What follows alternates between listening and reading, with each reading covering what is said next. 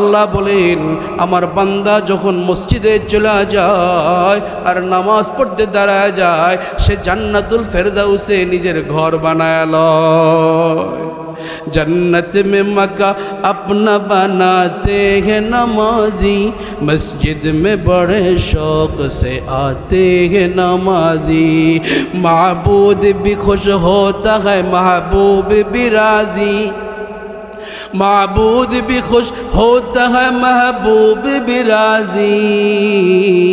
सजदे के लिए सर जो झुकाते हैं नमाजी, सजदे के लिए सर जो झुकाते हैं नमाजी।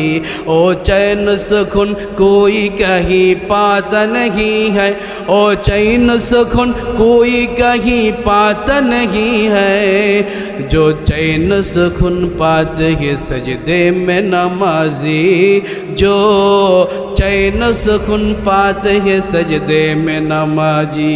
चेहरे की चमक देख के लगता है कुछ ऐसा, चेहरे की चमक देख के लगता है कुछ ऐसा कि नूर हिदायत में नहाते हैं नमाजी, के नूर हिदायत में नहाते हैं नमाजी।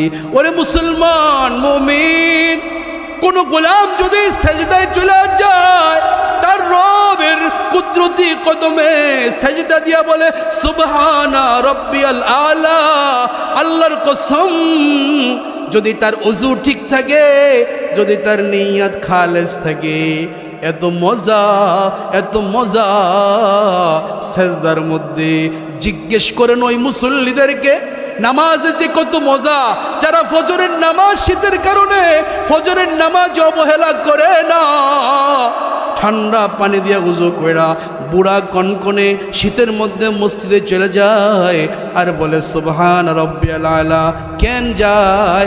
কারণ যেই স্থিরতা, যেই আরাম, যেই মজা সেজদায় পাওয়া যায়, আল্লাহর কসম ওই মজা প্রেসিডেন্টের ভবনেও পাওয়া যাবে না, বঙ্গভবনেও পাওয়া যাবে না, যমুনার অতিথি রাষ্ট্রীয় অতিথিখানায় পাওয়া যাবে না, প্রেসিডেন্ট পাবে না, মন্ত্রী পাবে না, এমপি পাবে না। কোন মুসল্লি তহারাত সুন্দর পবিত্র হইয়া কুদরতি কদমে যদি সেজদা দেয়, আল্লাহর কসম এত মজা। জিজ্ঞেস করেন ওই নামাজীদেরকে যাদের নামাজ ছোটে না।